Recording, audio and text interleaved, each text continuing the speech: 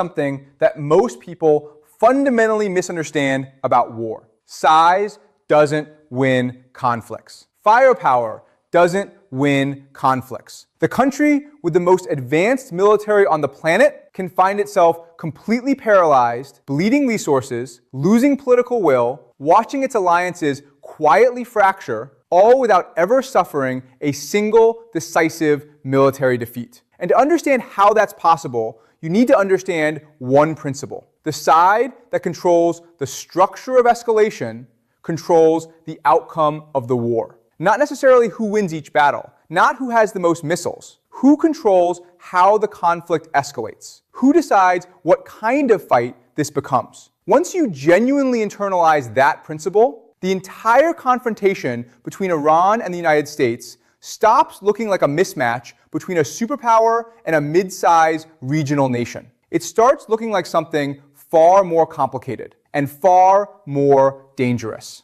Here's the strategic core of it. In any conflict, the side that gets to choose the dimension of the fight holds a structural advantage. If your opponent locks you into one predictable battlefield, your options collapse. You're playing their game. But if you can continuously shift the terrain of the confrontation, if you can move pressure from one domain to another before your opponent can adjust, you force them to burn through resources while you conserve yours. You force them to react while you dictate tempo. Strategists call this escalation flexibility. And Iran has spent 4 decades building a national strategy around maximizing exactly this kind of flexibility, while simultaneously minimizing every dimension in which American power is most effective. That is the key insight. Iran is not trying to defeat the United States through strength. Iran is trying to design a conflict structure where American strength becomes difficult to apply. Those are the completely different strategic objectives, and they require completely different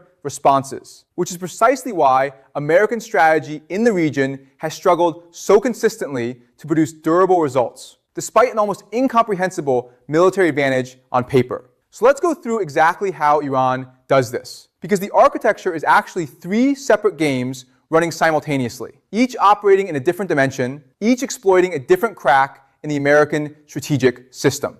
The first game is what you would call distributed conflict. Classic military doctrine, the kind American forces are built around, assumes a certain shape of war. 2 sides, clear front lines, identifiable command structures, fixed bases, logistics networks, headquarters you can locate on a map and destroy. American military doctrine is extraordinarily lethal against that kind of war. Shock and awe, overwhelming technological dominance, precision strikes that collapse an enemy's command infrastructure before they can adapt. If Iran tried to fight that kind of war against the United States, it would be over in days, and everyone involved knows it. So Iran doesn't fight that war. Instead, Iran has spent decades building a distributed network across the region. Militias in multiple countries, proxy forces with varying degrees of independence, political movements, aligned governments, loosely coordinated but not centrally controlled pressure points that can be activated in different combinations depending on what the situation demands. And what this produces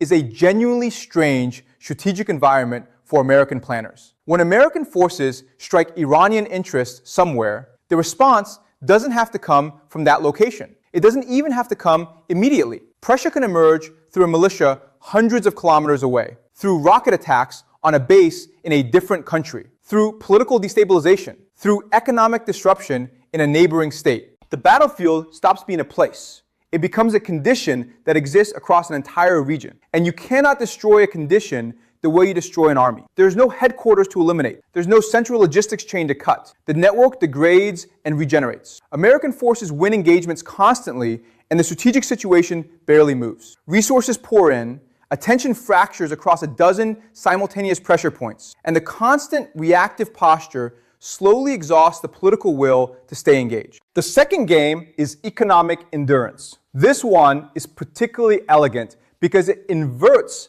American technological superiority into a structural vulnerability. The American military is the most expensive machine ever built. Aircraft carriers, stealth aircraft, integrated missile defense systems, satellite constellations, precision munitions that cost more per unit than some countries spend on their entire defense budgets annually.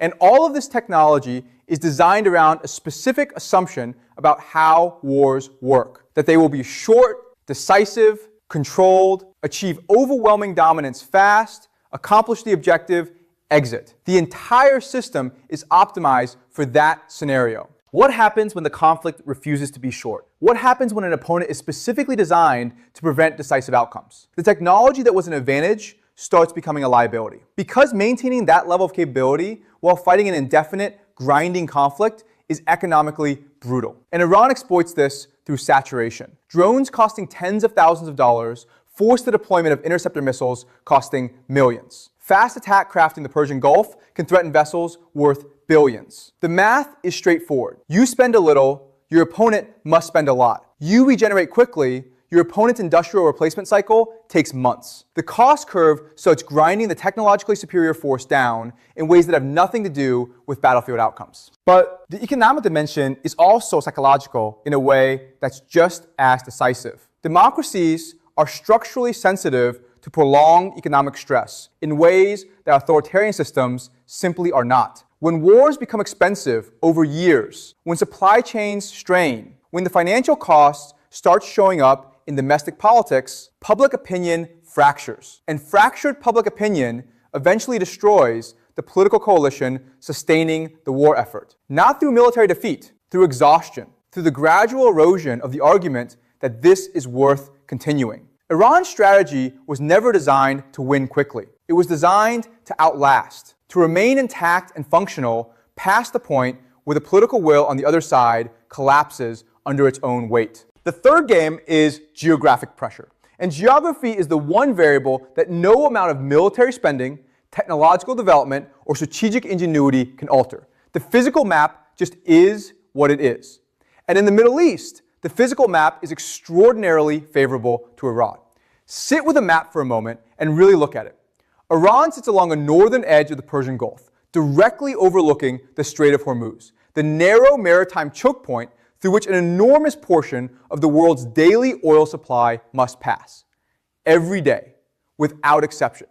Because there is no alternative route that makes economic sense for most of that volume. The United States has maintained naval dominance in the Persian Gulf for decades, specifically to guarantee that corridor stays open. But the geographic reality underneath that dominance is deeply uncomfortable. That entire shipping route sits within range of Iranian missiles, drones, and layered coastal defense systems. Iran doesn't need to defeat the American Navy in open water to threaten global energy markets. It just needs to make the corridor dangerous enough that commercial shipping refuses to transit it voluntarily. Insurance premiums explode, tanker companies reroute, energy markets panic globally. And suddenly, a military confrontation that started as a regional conflict is producing economic shockwaves in countries that have no direct stake in the fight and no particular desire to absorb the consequences. Those countries then start applying pressure for de-escalation, not out of sympathy for Iran, but out of pure economic self-interest. The cost of the conflict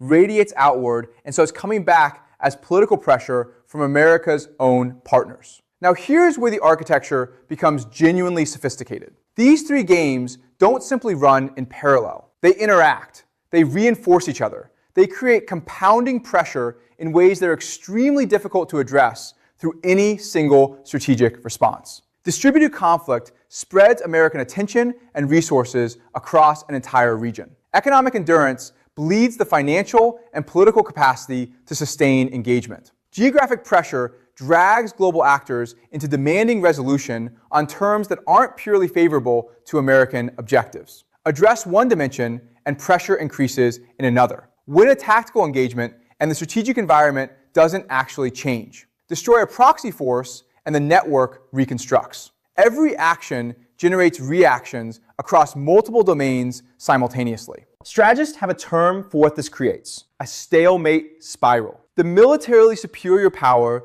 keeps winning individual engagements, keeps achieving the tactical outcomes its doctrine is designed to produce, but cannot translate those victories into strategic movement, cannot convert local dominance into durable regional control. Meanwhile, the structurally weaker power absorbs damage, regenerates, and incrementally increases the cost of continuing. Over a long enough timeline, the question transforms completely. It stops being who can win the war. It becomes who can endure the war longer. And endurance contests almost never favor the side carrying the highest cost structure. They favor the side that can generate sustained strategic pressure at the lowest resource expenditure per unit of effect. And underneath all of this is the deepest layer of the strategy, the one that most analysis misses entirely. Iran does not need to defeat the United States militarily. That outcome was never the objective.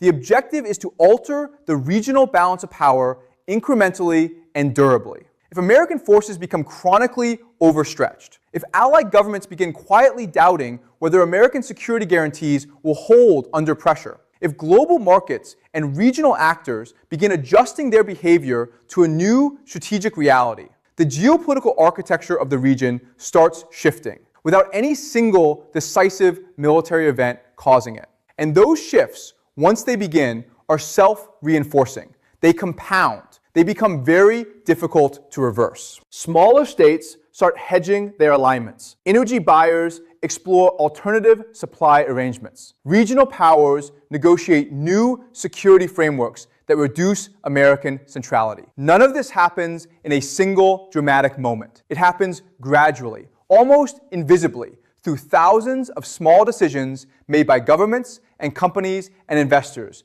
who are simply adjusting to what the strategic environment appears to be becoming. Perception drives those adjustments, and perception is enormously powerful in international politics. Once the image of unchallengeable dominance begins developing visible cracks, every rival starts probing where the new limits actually are. Here is the paradox sitting at the center of all of this. American military superiority is real, overwhelming. No other nation on earth approaches American capacity to project conventional military force at global scale. But superiority does not automatically translate into strategic control. Not when the structure of the conflict forces that power to operate inefficiently at every level. Not when bombing campaigns destroy infrastructure while simultaneously generating narratives that drive recruitment and harden resolve. Not when economic sanctions weaken target economies while simultaneously pushing rival states to construct alternative financial architectures that reduce American leverage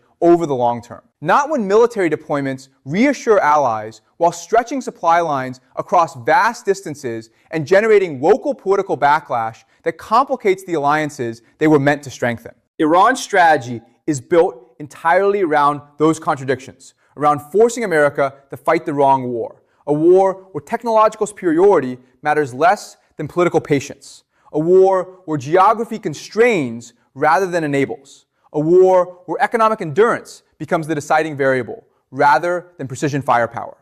And once a conflict fully enters that structure, once those dynamics take hold across multiple dimensions simultaneously, the outcome stops being predictable from the military balance sheet. Because wars are decided by the structure of escalation that unfolds across years, by which side can sustain pressure longer, adapt faster, absorb costs more efficiently, and maintain the political cohesion necessary to keep fighting. And when escalation is operating simultaneously across the economic, geographic, political, and proxy dimensions all at once, the side that looks